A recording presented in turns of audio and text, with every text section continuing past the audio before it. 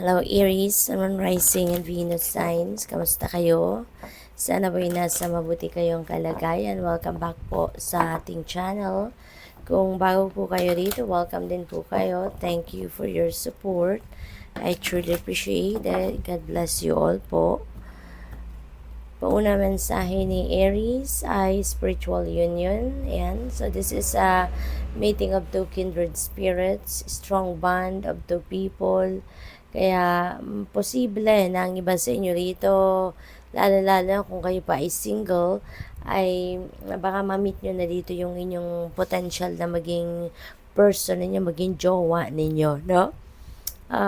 Probably then, some of you is making new friends sa ngayon. Baka makikilala nyo na din ngayon yung isang bagong kaibigan na, alam mo yun, pagkakaibigang mauuwi sa isang malalim, no, na pagkakaibigan, deep friendship.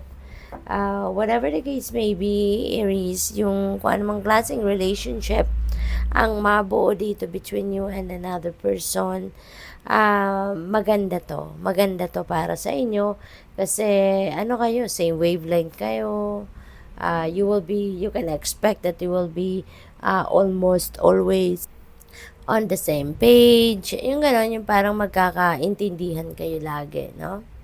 What else? We have hope. Wow.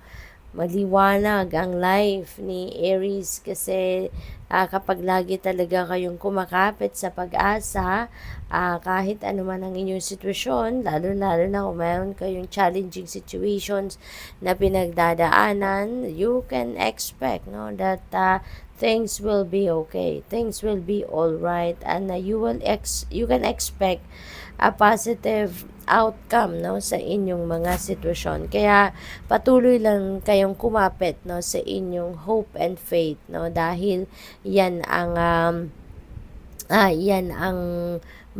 magdadala sa inyo at mag-a-attract sa inyo ng positibong pangyayari, positibong experiences in life. So what else? We have material and spiritual prosperity. Yan. So, napakaganda kasi meron kayong financial success dito na paparating. You're going to be materially and spiritually prosperous. So, maganda, no? Positibo talaga ang mga magaganap sa buhay ninyo. Maganda ang mga kaganapan. So, this is really good kasi maraming material na bagay or pera ang dadating sa inyo sa ngayon. We have truth, and so this could be your truth coming out, no? Baka sa ngayon mailalabas mo na yung inyong sariling truth, no? Kung ano kayo, kung sino kayo, kung ano yung mga saloobin ninyo, mga nararamdaman ninyo, iniisip ninyo, mga behavior ninyo, ugali. Maybe this is the time that you are going to put them out, no? Or ilalabas nyo na to, i-express nyo na to, i-share nyo na to sa mundo.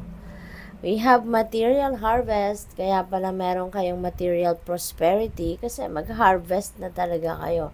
This is the time that you are going to reap the rewards of your hard work, no, Aries?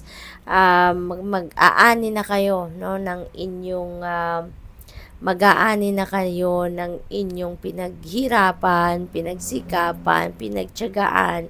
So, maaaring ma-experience nyo na ngayon talaga yung kahit papano may financial comfort na kayo. Magkakaroon na kayo ng saving siguro ngayon, makakapagsimula na kayong mag-ipon, makakapagsimula na kayong magtabi ng pera for the rainy days at yung magkakaroon na kayo ng kaluwagan sa pera, no? Meron na kayong prosperity in abundance. We have new beginnings, and magsisimula kayo ng bagong yugto, no, sa buhay ninyo. Most likely, since ito yung parating at saka yung mga relationship na to, so those are your new beginnings, no, na nakikita natin right now. So, magsisimula kayo ng bagong relationship dito, kaibigan man o romantic relationship, at bagong sitwasyon ninyo pangkaperahan.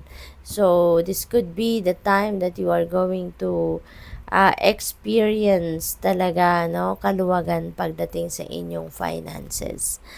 Patience, ayan. So, nang iba sa inyo dito, kailangan pang magpasensya, kailangan pang maghintay.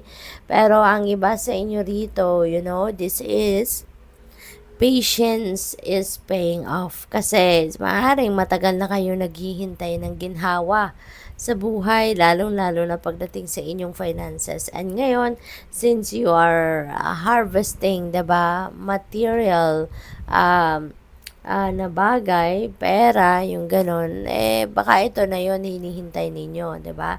For some of you, baka ito na yung matagal ninyong minamanifest, ito na yung matagal ninyong inaasahang dumating sa buhay ninyo, kaya here you go, patience is paying off. So, ganun talaga, 'di ba? Kapag marunong tayong maghintay, marunong tayong magpasensya, good things will come to us, 'di ba? We have shadow. Wow. So, ngayon din, matapang na din ang iba sa inyo, Aries.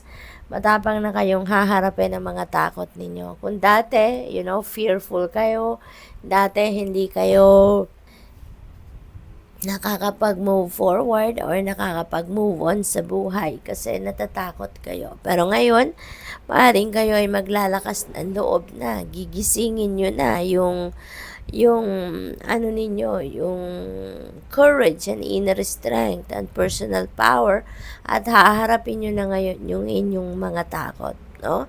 So matututo na kayong lumaban, no? Sa kung ano man ang mga nag-hold back sa inyo katulad na lamang ng fear na ito. So good luck. Thank you for watching. Love and light. Namaste.